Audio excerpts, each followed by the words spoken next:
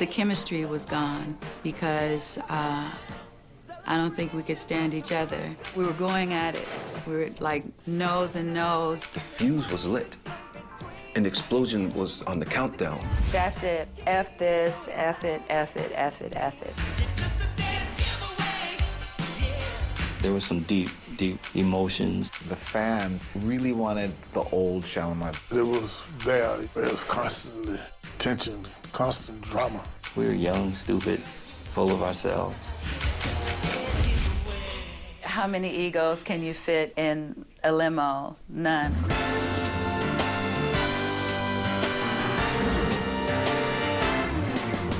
Uncompromised, unrecognized, unparalleled, unsung. The story of Shalamar. March 2nd, 1988, New York City. And the winner is Jody Watley. Jody Watley takes the stage at Radio City Music Hall to be honored with a Grammy Award for Best New.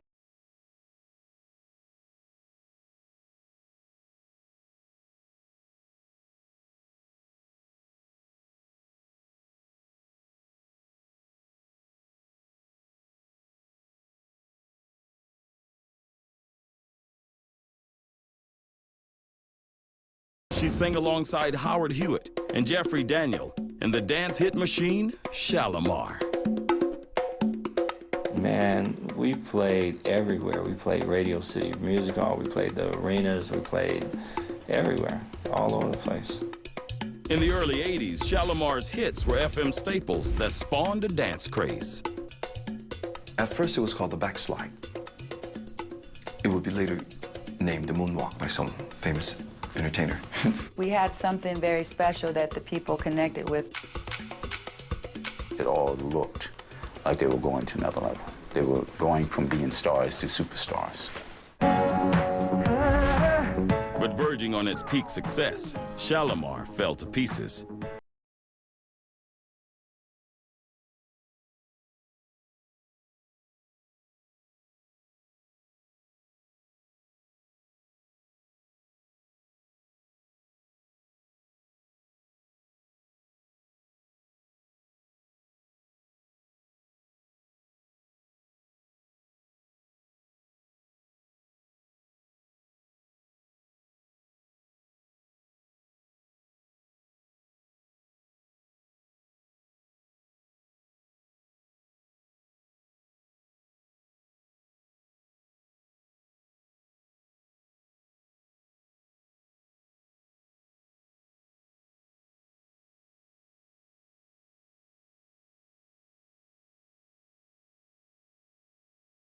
Ritual, you know, every Saturday at 12 noon, you were in front of that TV watching. So I would go up and sneak in. The floor manager would yell, you know, hey, you, get out of here. And I would ride the bus home. I would cry and be so disappointed, but determined that I'm going back. My friend Tyrone Proctor, who's a Soul Train dancer, the first time he took me there, they said, okay, well, he can get in, but he can't dance, just sit down. And I found the chance to get up and I danced anyway, so. Jody went on Soul Train just a bit before me. Then eventually Jody became my dance partner. I think we just had a good chemistry with each other. And around the time we were dancing together, we were actually boyfriend and girlfriend as well. From the musical stew of early 70s funk and soul emerged a new dance floor flavor. Disco. Soul Train was the perfect setting for this new dance sound to flourish. It was where America was learning how to dance. If you wanted to be cool, you were looking like the kids on Soul Train. You were dancing like the kids on Soul Train. Disco's simplicity and mass appeal looked like dollar signs to the Soul Train execs. Don Cornelius of Soul Train and I were partners, and I suggested we should start a record company. So that's what we did. We cut a theme song for Soul Train by a group that we called the Soul Train Gang, but was made up of young people from Soul Train. But the theme song became a minor hit and put Soul Train Records on the map. Not long after, an obscure producer approached Griffey with a catchy disco track. It was a song called Uptown Festival that an independent producer brought to us and said, would you like to put this out? So we said, yeah. That's what was happening with disco a lot at the time. The producer was Simone Susan. I think a lot of producers went in the studio, hired singers, and just put a name on it and put it out there. And that's how Shalamar actually started. That's why we have the name Shalamar from the producer Simone Susan. He's from Morocco or something, so it's like this Middle Eastern name, you know. So Shalamar was born, not as a band, but as a song. There was no group. So we contacted a singer by the name of Gary Mumford, who actually recorded the song.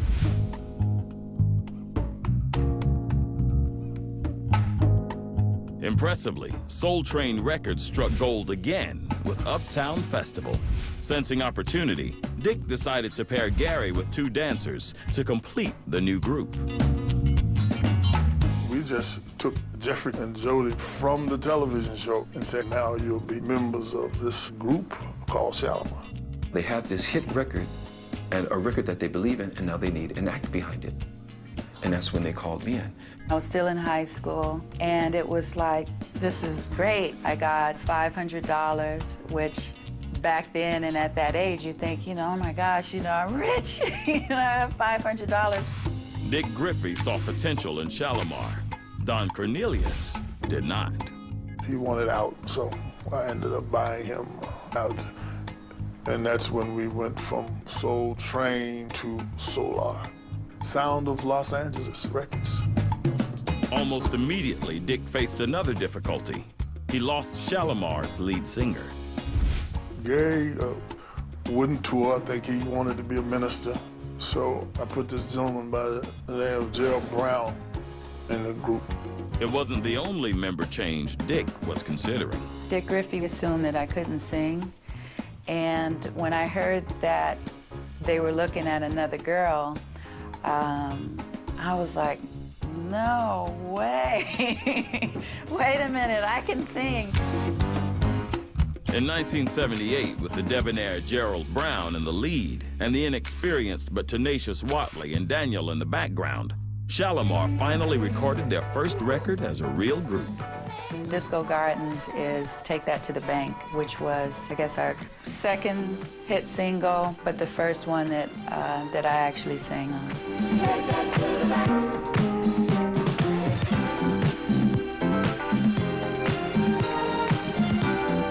Take that to the bank. You say it, you feel it, that interest in our love. Take that to the bank. Take That to the Bank made it to 79 on the pop charts, which was enough to keep the lights on at Solar Records. But there was friction with the new lead singer. They were on the road touring, and Gerald Brown called up to say that he wanted the majority of the money. I did understand where he was coming from, because it's like, you have these two kids, you know, and I've been doing this for a while, and, you know, I should get more. And he said his famous words, when Dick Griffey is ready to deal with me, give me a call. He's been waiting on that call ever since. In 2 years, Shalamar gained 2 hits and lost 2 lead singers. The third time would be the charm, but it wouldn't come easy. For whatever reason, we didn't hit it off right away. The respect wasn't always there.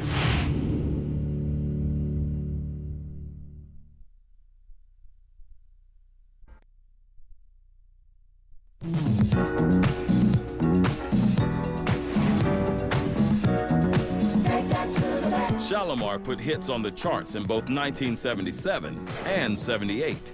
But for the third time in its short life, the group was searching for a lead singer. As it happened, their salvation was just on the other side of town, singing at a local hotspot.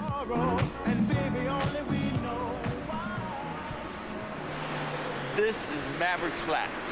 This is where, when I first got out here in 1976, I came a couple months after I got out here, I came down to Mavericks Flat.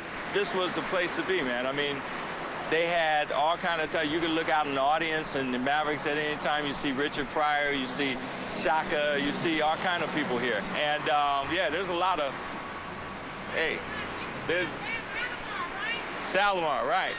Uh-huh. Thank you. Yeah, yeah, hey.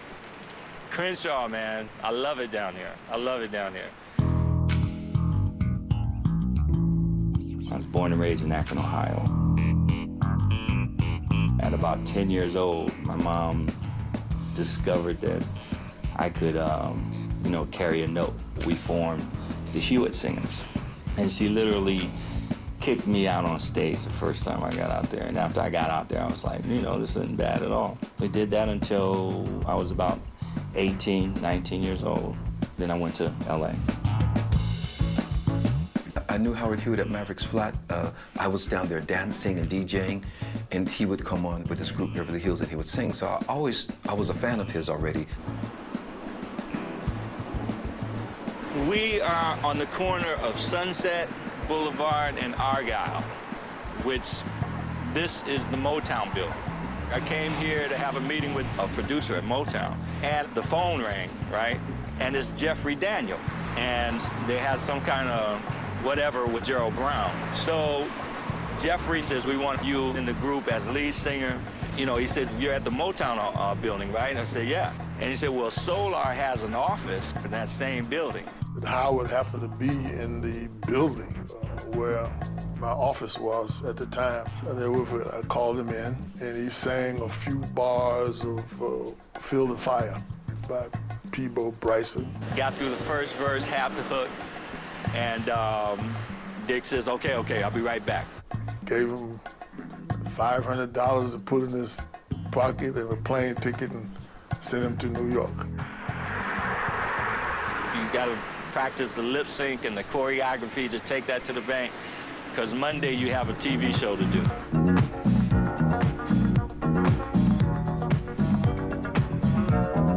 Take that to the bank. A long time we stayed together, been through the roughest weather, you and I. No wonder I saw the moves over there. You've danced together before. Yeah. And you're the new kid on the block. Right. How'd you feel coming into an established group? It was hard work, but it was nice. It's very nice. No, but you sing so great. Thank you. Really good. With the newly finalized lineup, Shalamar headed to the studio with budding producer Leon Silvers to record Big Fun, the third LP. I just was thinking it's going to work. Howard was a great lead singer, and Jody had a great tone. At that time, she was more talented than she realized. So at that point, I knew what I had.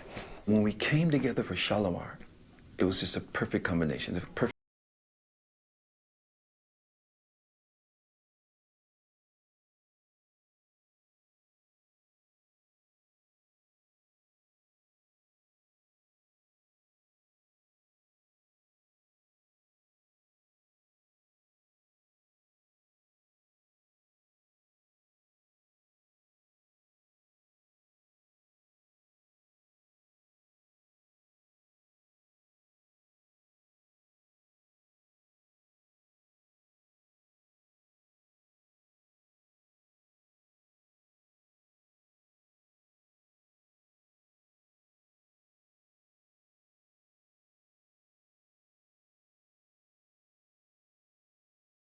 Together was even something that stood out as far as the group was concerned. Musically, Howard clicked with Shalamar, but on a personal level, things got off on the wrong foot. Howard and I, for whatever reason, we didn't hit it off right away. Being the only girl, being a little younger, the respect wasn't always there. She's a beautiful girl. You know, I might even try to hit on her, I think, at the time, but it was, I think, a good fit. When I First got there, I remember we had a thing about all the choreography because see, Jeffrey and Jody are dancers. And so like, you know, they had me doing all this stuff.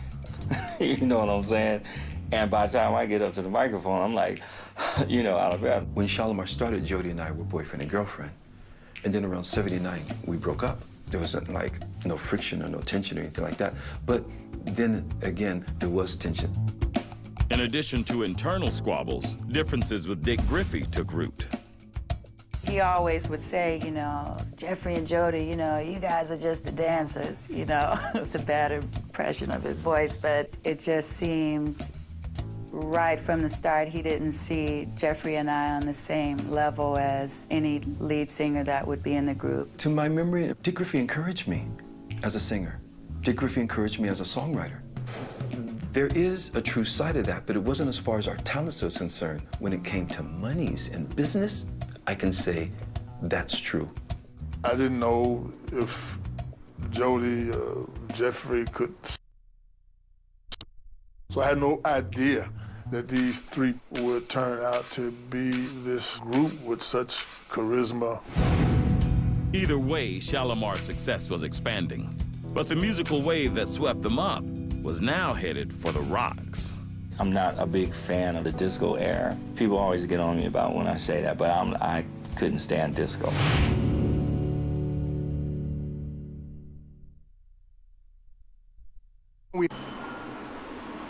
This is a house that Dick Griffey built, Solar Towers. It just stands out. It's like nothing around here like that, you know what I mean? The whole Solar thing was up there. State-of-the-art studio, rehearsal rooms, and all that kind of stuff. Shalamar, Whispers, Lakeside, we all built this thing. At the time, it wouldn't be unusual for there to be like 5 or 6 Solar singles on the charts at the same time, you know.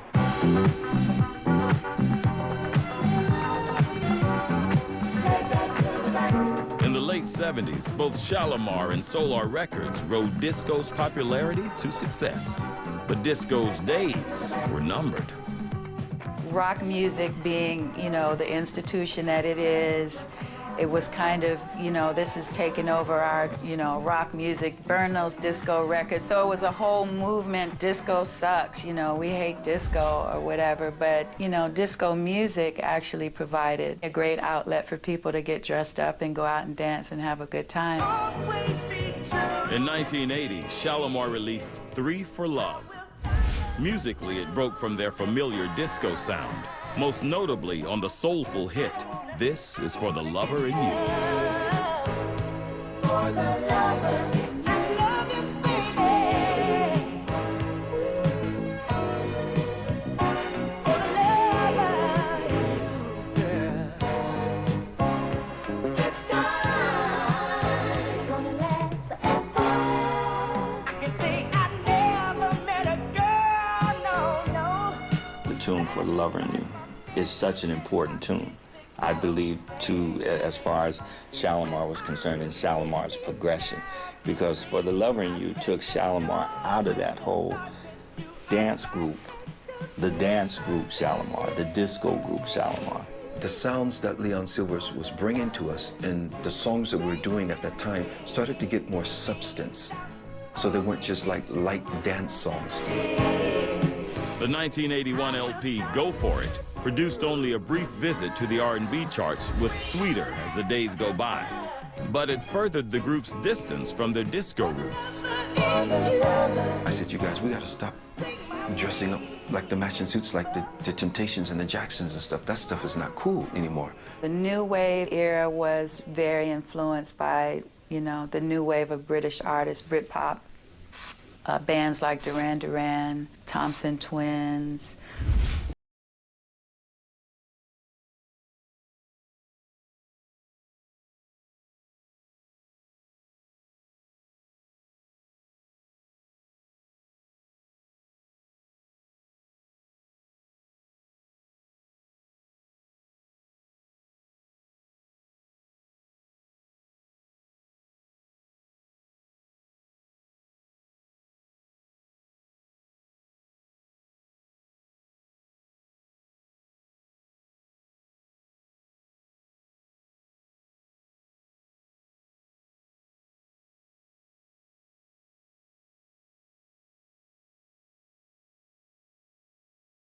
The waiter that kept getting in between. I don't know what the whole concept of the video was. I hated that video. I hated the end scene where I had to jump on the bed with the two guys. I was the chairman of the Black Music Association, and MTV wouldn't allow African American artists to do MTV. That's how much the times have changed. We actually had to threaten boycott of MTV to get Michael Jackson on. He was the first one. And the second one was Shalamar. Friends was also a massive success in the UK, where it dominated the British pop charts with 3 top 10 hits. When we got over to the UK, and we just did this massive tour, and like they kept adding on dates and kept adding on dates and adding on dates, and then at the end of the tour, we sold out Wembley Arena. We cried on stage, and we just saw that audience, and we were just like, to feel that we have actually had that kind of an acceptance. I thought they had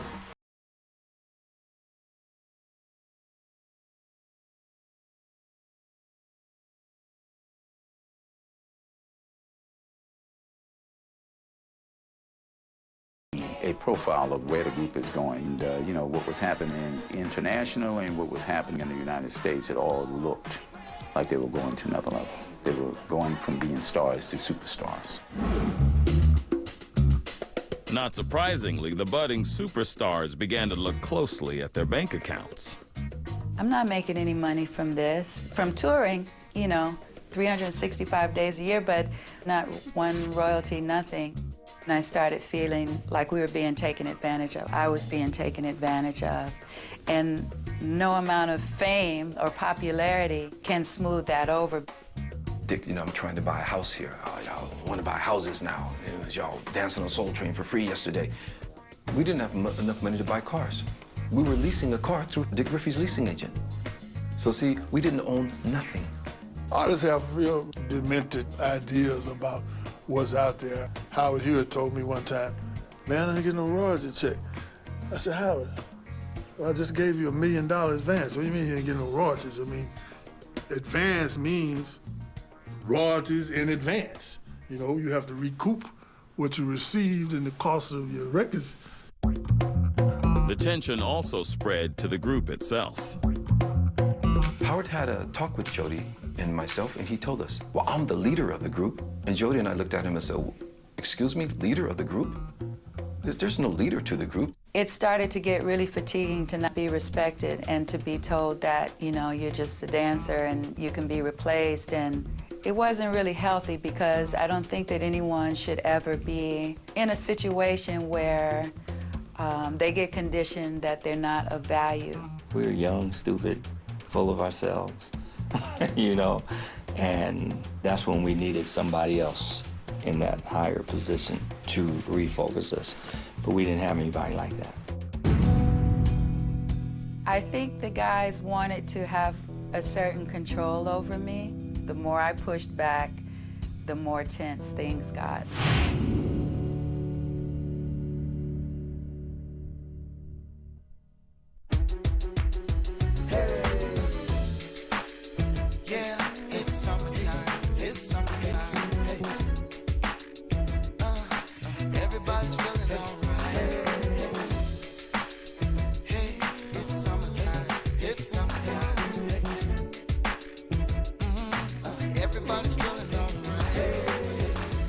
With rollbacks on thousands of your favorite items, summer costs less at Walmart. Save money, live better, Walmart. For insurance, Allstate's got a great rep. But for price, it's a different perception. Truth is, people who switch their home and car insurance to Allstate save $503. Think it's just hype? Call them on it.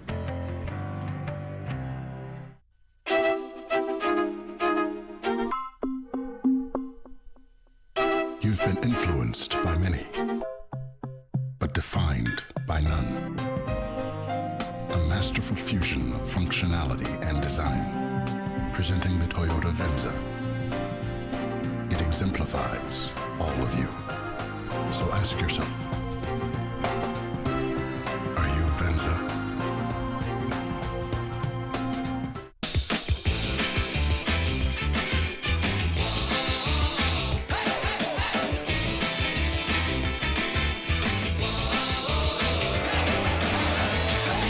loose. The twist you can't resist. Imagine one eye drop so exceptional it relieves 7 symptoms. New Visine Totality Multi-Symptom. Now reduce the red, bathe the dry and gritty, soothe the itch, irritated, burning, and watery. Visine Totality. No other drop does more. My taste, my flavor, for me to choose. My waistline, baby, nothing to lose. Flavor left, taste right, fresh toast me with 9 grain. Nice. Sweet peppers. What? The best. Makes me flex my chest. Flavor's the word at Subway. Try the new Tuscan Chicken Melt. Seasoned chicken strips, melted cheese, olive vinaigrette, and your choice of crisp veggies. At 9 grams of fat, it's part of a Subway Fresh Fit meal. Subway. Eat fresh.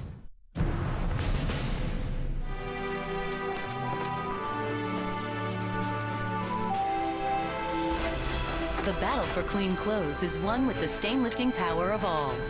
Choose all and win the battle. They had their 15 minutes of fame. Lights and cameras, it's not as easy as it looks. Now what? There's one person that tells you you're talented. There is a crowd of 1 million that tells you that you don't have it. Life After, this September on TV One. TV One celebrates 50 years of Motown.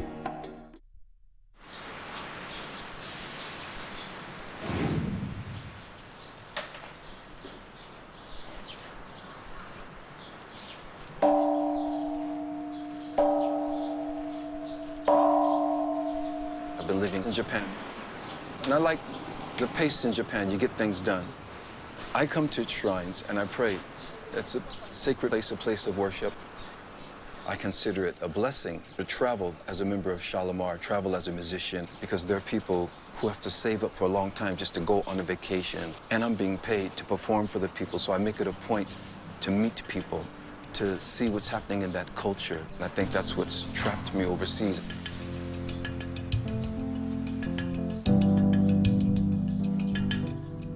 Shalamar's music always did well overseas, and the 1982 LP Friends created a huge boost in enthusiasm, especially in the UK.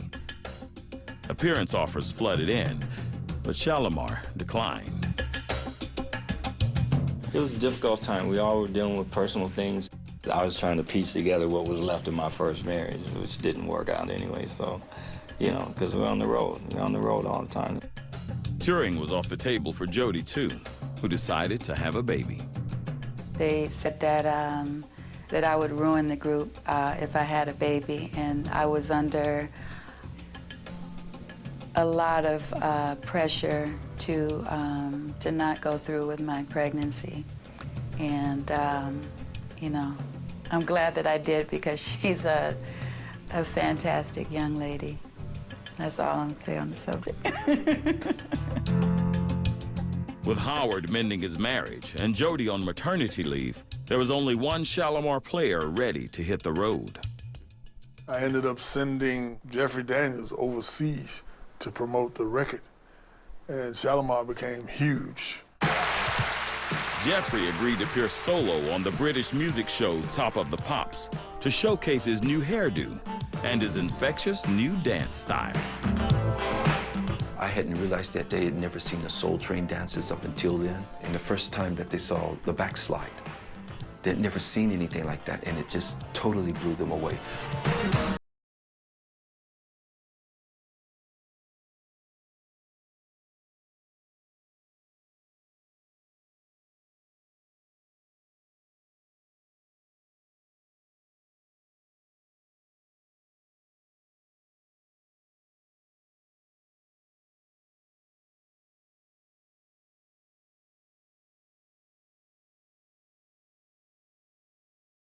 Not settle Shalamar's conflicts.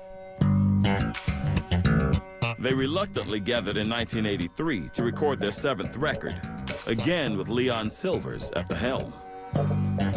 We have to stay hungry if the songs aren't going to make themselves hits. If you want to maintain that Benz, that house, that condo, that money in the bank, you know, you have to really treat it as a business now. He was a taskmaster, man. I mean, we get in there and just do something over and over and over and over again, you know. Leon's moxie pushed Shalamar to create The Look, an album that took the group's synth pop sound to the extreme. He knew that that new wave thing was happening, and it was kind of risky and kind of brave for Shalamar, because for an R&B and soul group to get into this new synth thing is a bold step to take. But Jeffrey's heart was still in the UK, where his solo pops debut made him a commodity. So he left the States again. We were completing the Look album, but I left the group. I'm in London doing a movie with Paul McCartney, give my regards to Broad Street. But my lawyer tells me, well, Jeffrey, you know, you're still on contract. You can't just leave like that. You know, Dick can sue you. You're obligated to promote the album. I said, okay, if they come to the UK, I'll promote it. Shalamar gathered in the UK to promote The Look and shoot a video for Dead Giveaway, their promising new single. But on the day of the video shoot, Shalamar came unglued. Howard and I ended up getting into a confrontation. I don't remember what triggered the altercation, but we were going at it. We were like nose and nose, and it was such an ugly scene. It was ridiculous, and I said, you know, that's it. I'm quitting, not doing the video. F this, F it, F it, F it, F it. Mr. Griffey called me and said, I've got to get this video done. I had no idea that the group was in turmoil. No idea. And I'm told that Jody and Jeffrey refused to be on the same set with Howard. I had to so delicately communicate that we have to make this.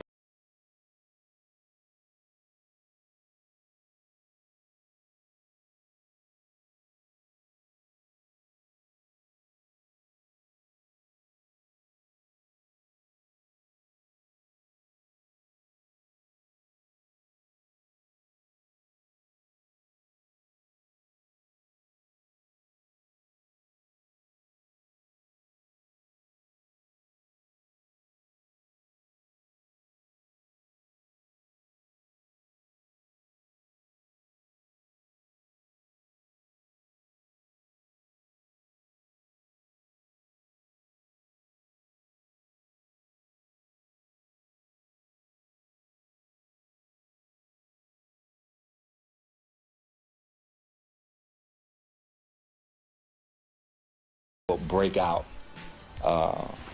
project, but then we broke up. My dad died suddenly, and it really was something that changed my life and how I live it. And I just thought, I don't want to spend another day in this situation with all these negative things going on. I had one last interview, and they sat down. So, tell me about Shalamar. And I'm sitting there like, it's over. And this journalist's mouth dropped. He says, what do you mean? I said, I'm done. I'm finished with Shalamar. Dick Griffey was asking, you know, what do you want, Watley? You know, you want to do a solo record or something? And I said, no. You know, and they were saying what they wanted, and he kept asking me, like, what is it? And I just said, I just don't want to be here. At the peak of the group's success, the two original members walked away. But Shalamar refused to die. Dancing in the Sheets just blew up. It was like an immediate success.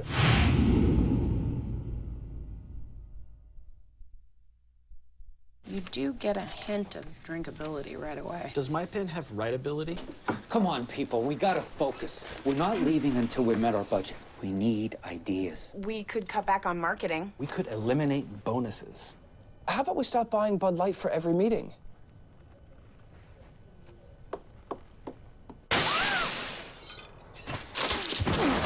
It's the only beer with just the right taste. Bud Light. The difference is drinkability. It was a joke! Right now at Red Lobster, discover 2 new summer-inspired creations fresh from our wood-fire grill. Like our new wood-grilled lobster and sweet and spicy shrimp. With flame-seared Maine lobster, tender jumbo shrimp, and crunchy coconut shrimp. Or our new wood-grilled shrimp and scallops with a hint of golden honey and tangy lemon. The flavors of summer are at their peak. For a limited time at Red Lobster. The LensCrafters 50% off my lenses sale. Now with any frame purchase, take 50% off the lenses you need. Any lenses, including bifocals, no lines, and prescription sun. The 50% off my lenses sale ends July 18th. Only at LensCrafters.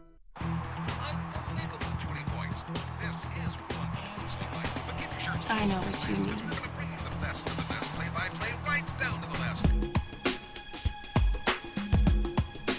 Find Mulholland Overlook.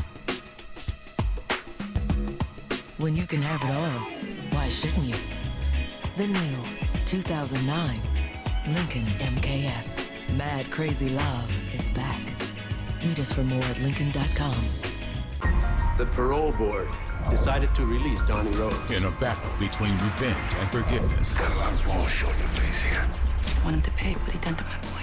Danny Glover. I ain't doing this for you. And Flex Alexander. The boy better bring it. Fight in a poor boy's game.